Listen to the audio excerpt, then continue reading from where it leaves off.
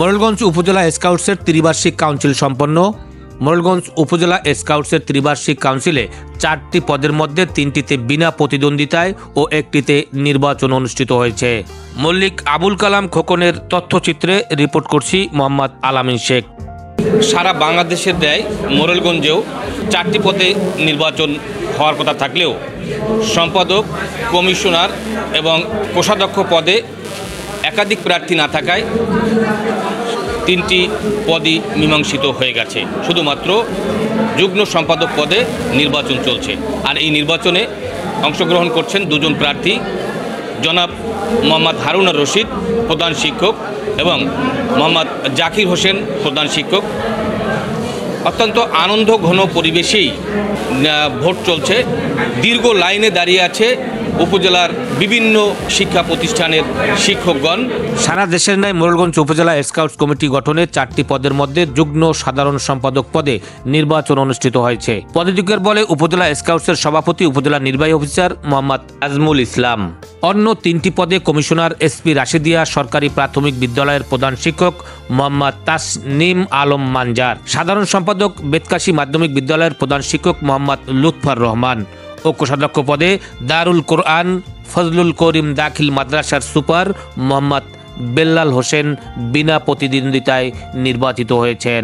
যুগ্ম সাধারণ সম্পাদক পদে 2 জন প্রার্থী থাকায় নির্বাচন অনুষ্ঠিত হয়। এই নির্বাচনে প্রিজাইডিং অফিসার হিসেবে দায়িত্ব পালন করেন উপজেলা প্রকল্প বাস্তবায়ন কর্মকর্তা মোহাম্মদ আবদুল্লাহ আল জাবির। দৈনিক দক্ষিণ বার্তাকে ধন্যবাদ জানিয়ে আমি আমার কথা শুরু করছি। সারা দেশের ন্যায় মোরেলগঞ্জ উপজেলায় স্কাউটসের ত্রিবার্ষিক নির্বাচন হচ্ছে। 1টি পদের জন্য লড়াই করা হচ্ছে। অন্যান্য পদে বিনা প্রতিদ্বন্দ্বিতায় 1 জন করে প্রার্থী আবেদন করেছিল, তারা বিনা প্রতিদ্বন্দ্বিতায় জয়লাভ করেছে। নির্বাচন শুরু হয়েছে সকাল 9টা থেকে 1টা পর্যন্ত হবে। আপনারা পর্যবেক্ষণ করেন। আশা করি সুষ্ঠু এবং সুন্দর নির্বাচন আমরা উপহার দেব। ধন্যবাদ। শুধুমাত্র যুগ্ম সাধারণ সম্পাদক পদে 2 জন প্রার্থীর মধ্যে বুধবার সকাল 9টায় ব্যালটের মাধ্যমে ভোট গ্রহণ অনুষ্ঠিত হয়। নির্বাচন হচ্ছে। এই নির্বাচনে 2 জন প্রার্থী, একজন হলো প্রধান শিক্ষক মোহাম্মদ হারুনার রশিদ আর মোহাম্মদ জাকির হোসেন মল্লিক। আনন্দ ঘন পরিবেশে সুন্দর একটা নির্বাচন পরিচালনা হতে যাচ্ছে।